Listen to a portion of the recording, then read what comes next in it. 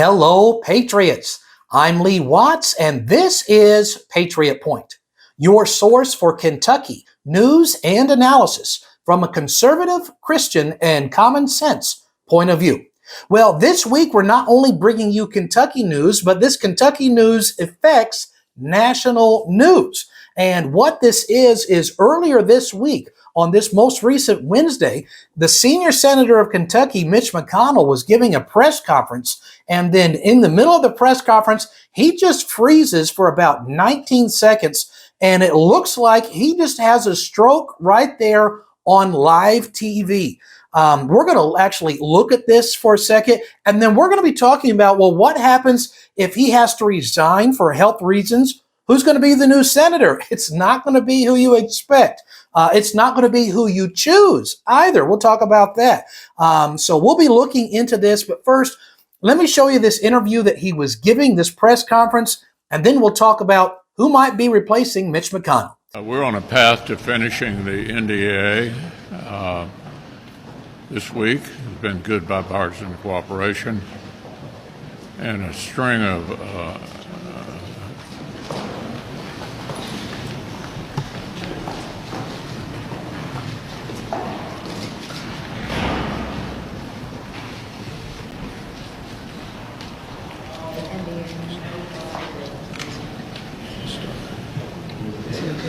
Are you good, Mitch?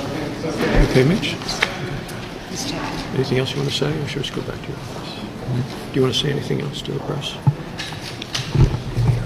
Go ahead, John. Could you address? Now, of course, we hope that Senator McConnell will be able to recover into good health, but he's obviously not in good health right now. I mean, two different times during this interview, if you were watching closely, you can see his eyes almost rolled up in the back of his head, completely unresponsive. And I've been talking about this on the program now for the last year or two, that he's in poorer health than what is commonly known. Well, it is now commonly known, what we've been talking about for years. Now, let's talk about when he would be replaced.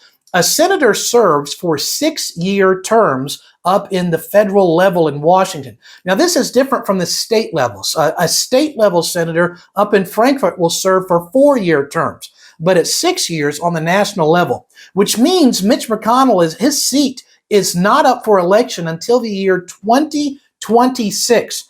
But if he should happen to pass away or resign for health reasons before that, who's going to be replacing him, and what's the process for this? Well, here is the process for it. It all has to do with the 17th Amendment to the United States Constitution. Here's what it says. When vacancies happen in the representation of any state in the Senate, the executive authority of such state shall issue writs of election to fill such vacancies, provided that the legislature of any state may empower the executive thereof to make temporary appointments until the people fill the vacancies by election as the legislature may direct. So what this means in plain English is if there's a vacancy from somebody in the Senate, then whoever is the governor of that state, they get to appoint the senator until the next election cycle. They also put in there parts where the state legislature can tinker with this process and how they want to make that process work to their individual needs. So here's what could possibly happen, in fact, likely to happen, based on the constitutional requirements if Mitch's seat becomes vacant for whatever reason. First of all, because the state legislature was concerned that Andy Beshear just might appoint himself to become the next senator. See, this has happened in Kentucky history before. We used to have Governor Happy Chandler, then there was a vacancy, and poof, we had Senator Happy Chandler. And there's no law, obviously, we just read it, that would stop Andy Beshear from doing that. And he wants to be up in D.C. with all of his liberal buddies anyway. So the state legislature, knowing that Mitch is in very bad health, 3 years ago, back when Andy got in power, they said, well, we need to cut this off at the pass. So they added to this, saying the requirement is the governor can appoint who he wants, but who he wants must come from the same party as the departing senator. So that ensures that Andy Beshear can't appoint himself. Now, who's going to pick the people that the governor chooses from? They added a law into that says the party of the departing senator, their party will select 3 people that the governor may then choose from. So it's not like the Republicans of Kentucky are going to be having a primary.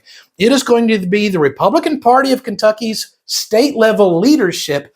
They will choose the candidate pool. So whoever it's going to be is going to be somebody who's really in good standing with what's called RPK, Republican Party of Kentucky, because they're the ones that'll be putting up the different candidates. Now, let's say, what if Mitch happens to pass away or is forced to resign before the new governor election? Well, first of all, he will not resign. There's no law that requires him to resign. If he is sick and he doesn't show up, then he can stay there till the next election. Nothing would force him to resign. In fact, if you remember, back in early March, I think it was March the 8th, he had some kind of accident where he fell down and he stayed out of Congress, didn't show up at all for a month and a half. In fact, some of the Republicans up there in Congress were talking about saying, listen, maybe we should choose a new leader because Mitch McConnell has served as the Republican Party leadership in the Senate since 2007. And he's just gone for a month and a half for his health problems. So as soon as they started talking about replacing him, then all of a sudden, he said he's better and he can come back. Obviously, his health is very fragile. So if something should happen before the new governor takes office in January, if Mitch is still alive, he will not resign. But let's say he is still alive, okay? If, Lord forbid, Andy Beshear happens to win re-election. No. Then Mitch will be forced to step down for health or dies. Then the Republican Party puts up 3 people. Andy Beshear will choose the absolute worst, weakest person that he possibly can to be Kentucky's next senator. Now, you would think that the governor of a state would want the best person they possibly could up there in Washington to represent your state in the United States Senate. He's not going to do that. Andy Beshear would appoint the worst person he possibly can. Why? Well, because in just 2.5 years after that, there's going to be an election for that position, and the Democrats are going to want to defeat whichever person that is. In fact, if Andy loses this coming November, yes, please. Then I'd bet my house that Andy Beshear would try to run for that position himself.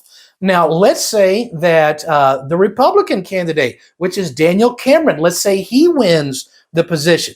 Well, then Daniel Cameron has a lot of different options. First of all, he can resign the governorship. His lieutenant governor becomes governor, and then that person can appoint Daniel Cameron to be the next Kentucky national level senator. Remember, Daniel Cameron used to be the lawyer for Mitch McConnell, and so he cut his political teeth, not here in Kentucky being attorney general. He cut his political teeth up there in D.C. working for Mitch. And he was asked in a KET interview back during the Republican primary specifically about this, and he dodged that question left and right. But I think it would be unlikely that he would do that, seeing as how he would have just been elected. So chances are he would appoint somebody else that the Republican Party would put up. So who are some of the likely people that the Republican Party of Kentucky would put as the choices? I think one of the most likely people would be Kentucky Congressman James Comer. He represents Kentucky's 1st congressional district, which is mostly over in western Kentucky. He is known statewide, and in the last several months, he's being there in the House, has been leading the investigations into the Biden corruption scandal. A scandal scheme is both of them at the same time. And so he's getting a lot of national attention. A lot of Republicans, conservatives are liking the heat and pressure that he is bringing onto Joe Biden. So he would be very well positioned to move from the lower house to the upper house up there in Congress, and I think would be very likely would be one of the people on the list and would probably be a good choice for that. Everybody and their dog in Kentucky politics is going to be vying for this position, would love to get this job. I mean, this is the key job in the state in politics. You get to stay longer than a governor does. And so they'll put up, everybody's going to be wanting that, but they're only going to choose 3 names. And guess whose name is probably not going to be on the candidate list that is selected? My name will not be on that list. That's not going to happen. But everybody and their dog who's in politics and Republicans is going to try to get on there. After all, Mitch is 81 years old. He has been in the United States Senate since 1985. Do you realize you could buy a house for like $40,000 some dollars when he got into office? When he got into office, I was in middle school. And I'm now in my 50s. I think if there was ever a reason, ever a poster child for why we should have term limits, put Mitch McConnell's picture right there. We definitely should be doing this.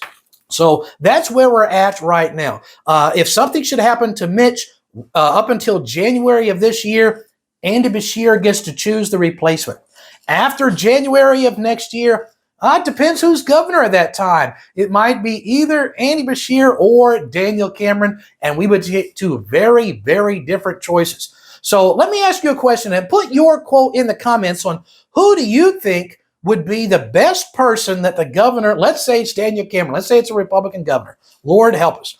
Who do you think would be the best person that Governor Cameron could appoint to be the new senator from Kentucky? So we'd have Rand Paul and this other person. So don't just put a name in the comments. Put down the reasons why you think that this would be a good person that the Republican Party of Kentucky should consider. Who knows? If there's enough support for whoever comes up, they might wind up actually getting the position. So this is what's going on in Kentucky news this week, some of the analysis behind all of this and the reason some of these laws exist. One of the reasons I hope that you watch Patriot Point every week, because they're not going to go into this detail and know all the background about this stuff on the other mainstream news channels. So if you've never subscribed, make sure you subscribe, share this, like the video, all that kind of jazz, and I'd really appreciate that. So until next week, I'm Lee Watts for Patriot Point, reminding you that liberty is not a spectator sport.